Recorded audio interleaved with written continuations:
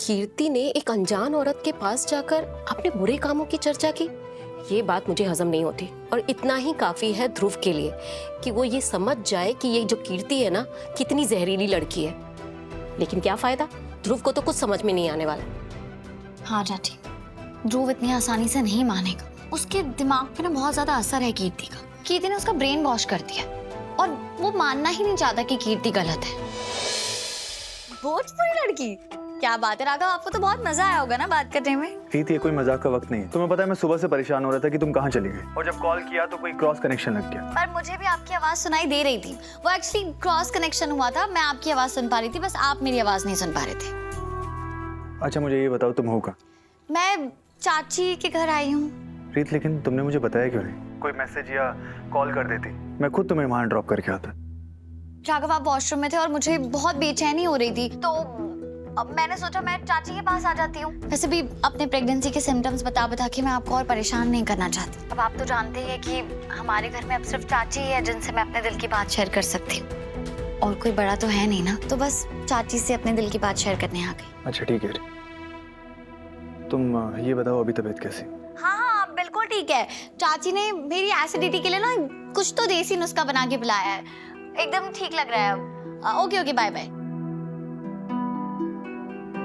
क्या ये झूठ बोल रही हो? सॉरी चाची, मुझे ऐसे झूठ बोलना बिल्कुल अच्छा नहीं लग रहा। चल बैठ। मैं जानती हूँ रीत, तुम्हें झूठ से कितनी नफरत है, पर राघव जी जो कह रहे हैं ना, शायद वो भी सही है कि वो औरत शारदा जी नहीं हो सकती। रीत, आज पहली बार मुझे भी ऐसा लगा, क्योंकि मैंने सच में सोचा था कि कीर्ति के सामने तो वो अपना मुखौटा हटा ही देगी, कीर्ति को देख के तो वो सच बोल ही देंगी, लेकिन नहीं। फिर भी शायद मेरे दिल को थोड़ा वक्त लगेगा ये मानने में कि हमें शालिनी जी से कोई खतरा नहीं है। लेकिन कीर्ति ने एक अनजान औरत के पास जाकर अपने बुरे कामों की चर्चा की, ये बात मुझे हजम नहीं होती। और इतना ही काफी है ध्रुव के लिए कि वो ये समझ जाए कि ये जो कीर्ति है ना, कितनी जहरीली लड़की है। लेकिन क्या फायदा, ध्रुव को तो कुछ समझ में नहीं आने वाला। हाँ चाची, ध्रुव इतनी आसानी से नहीं मानेगा। उसके दिमाग पे ना बहुत ज्यादा असर है कीर्ति का। कीर्ति ने उसका ब्रेन वॉश कर दिया और वो मानना ही नहीं चाहता कि कीर्ति गलत है। मैं तो ये सोच के हैरान हूँ कि ध्रुव जैसा समझदार लड़का कीर्ति जैसी लड़की की बातों में कैसे आ सकता है। लेकिन रीत, उस लड़की का असर ना ध्रुव पर पड़ता जा रहा है, और तुझे पता है कि वो इस घर पर भी ना अपने पैर जमा रही है।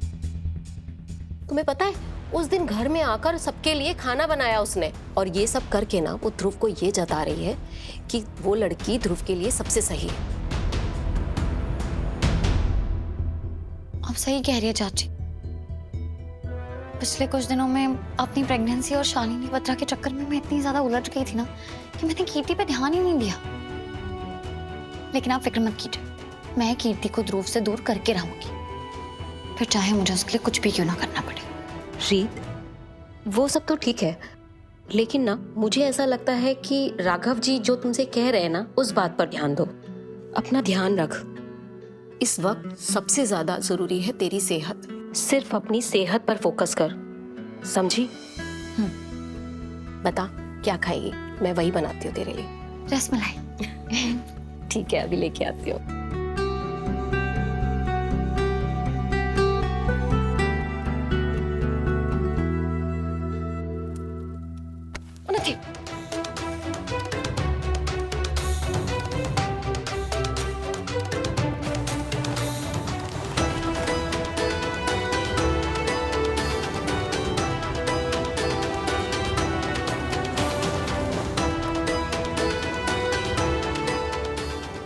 कुछ नहीं हुआ, मैं आ गई हूँ ना, कुछ नहीं हुआ, सब ठीक है।